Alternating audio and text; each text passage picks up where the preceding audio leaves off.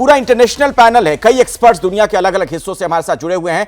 तो मैं आपको जरा पाकिस्तान लिए चलूंगा। आरजू काजमी हमारे साथ वहां से सीनियर जर्नलिस्ट इस्लामाबाद से जुड़ी हुई हैं। आरजू काजमी जी, इस जो बैठक हो रही है उसमें पाकिस्तान भी एक प्रमुख देश है, और जब पिछली बार बैठक हुई थी तो उसमें यह तय किया गया था कि जो आतंकवादी ताकतें हैं, जो चरमपंथी संगठन हैं, उन पर रोक लगाने की कोशिश की जाएगी। क्या आपको लगता है कि इस दिशा में पाकिस्तान ने कोई ईमानदार प्रयास किया है?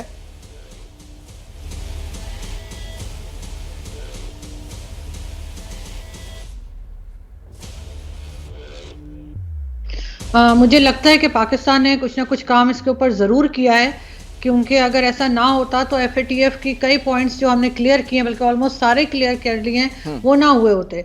इसलिए कि आप जाहिर है कि US को तो नहीं बेवकूफ़ बना सकते, लेकिन फिर भी इसके ऊपर मज़ीद काम होने की ज़रूरत है, क्योंकि कई बार ऐसा भी देखने में आया है कि ये लोग जो है नाम बदल के और दोबारा से सामने आ जाते हैं। तो पाकिस्तान को इसके ऊपर बहुत सख्ती से काम करना होगा, तभी इस चीज़ को कंट्रोल किया जा सकेगा। लेकिन इस बार काफ़ी सीरियस लग रहे हैं इस काम को करने में, चाहे उसकी कोई भी आप रीज़न ले लीजिए, जो मर्जी प्रेशर है, लेकिन पाकिस्तान कर रहा है।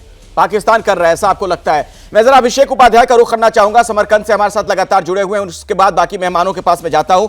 अभिषेक, आपको लग रहा है कि ये जो बैठक हो रही है, बहुपक्षीय बैठक, इसमें भारत और पाकिस्तान के बीच भी कुछ और अधिक अच्छे संबंध बने, इस दिशा में कुछ प्रयास होता हुआ दिख रहा है आपको? निकलना पड़ेगा अभिषेक, देखिए, पाकिस्तान को लेकर के एकदम क्लियर है कि पाकिस्तान की ओर से कोई भी पॉजिटिव रिस्पांस नहीं मिला है उन मुद्दों पर, जिन मुद्दों को लेकर के पाकिस्तान से पहले भी बातचीत होती आई है। तो ऐसे में इसकी कोई संभावना नहीं, और बातचीत की भी कोई संभावना नहीं है भारत और पाकिस्तान के बीच में। पाकिस्तान का विदेश मंत्रालय भी इस बात को दोहरा रहा है। पाकिस्तान के सामने पूरी किताब खुली हुई है। जब तक उस किताब के पन्नों पर अमल नहीं करते हैं, तब तक आगे कोई संभावना दिखती नहीं है।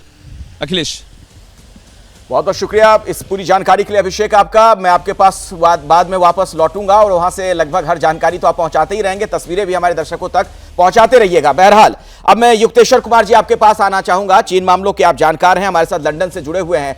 प्रोफेसर युक्तेश्वर कुमार, आपके दृष्टिकोण से, आपके लिहाज से यह बैठक कितनी महत्वपूर्ण है और इसका क्या बड़ा हासिल आप देखते हैं आने वाले दिनों में?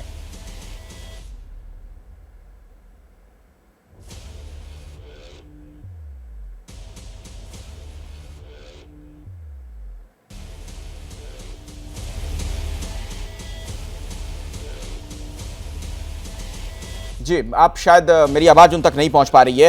अमजद अयूब मिर्जा भी हमारे साथ जुड़े हुए हैं। अमजद साहब, जो पाकिस्तान बार बार एक जम्मू कश्मीर का राग अलापता है हर अंतर्राष्ट्रीय मंच पर, और हमने पिछली कई बैठकों में देखा भी है कि ये चूंकि बहुपक्षीय बैठक होती है, इसके बावजूद वो बायलैटरल टॉक्स की कोशिश करता है, दो देशों के बीच के मसले को लाने का प्रयास करता है।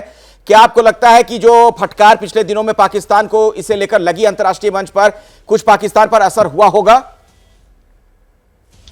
देखिए, पाकिस्तान का जो कश्मीर का राग है ना, वो अब जंग आलूद हो चुका है और उसमें किसी को दिलचस्पी नहीं है, सवाए इसके कि चाइना थोड़ा बहुत उसको करता है, क्योंकि चाइना के पास भी अक्साई चीन है।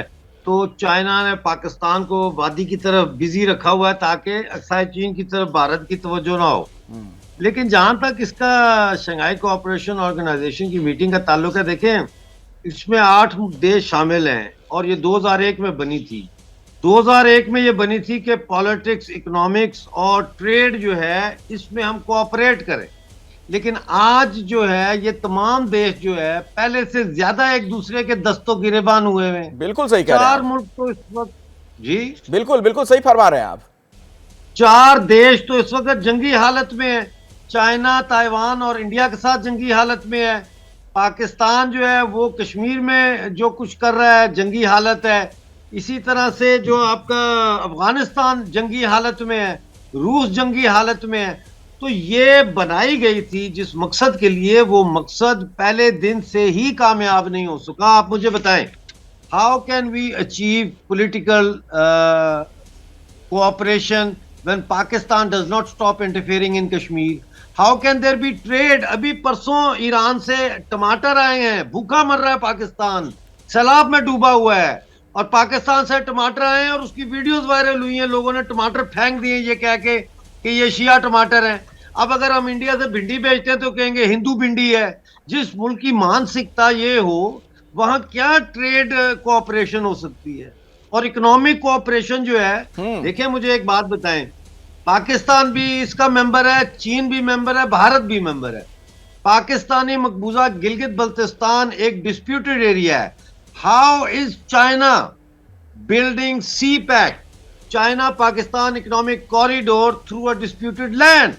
I mean, they cannot even sit down and negotiate on the premises of Shanghai Cooperation Organization and challenge each other.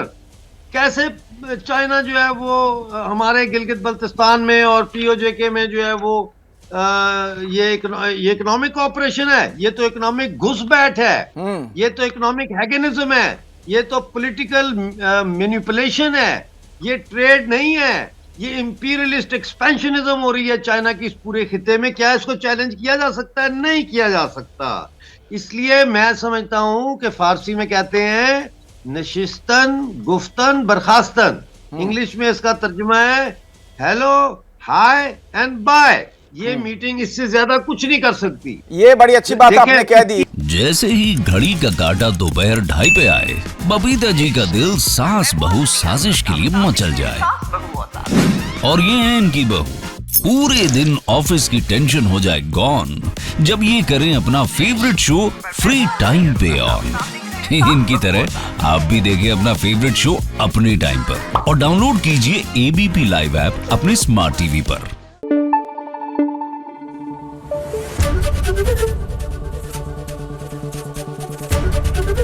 ABP news आपको रखे आगे।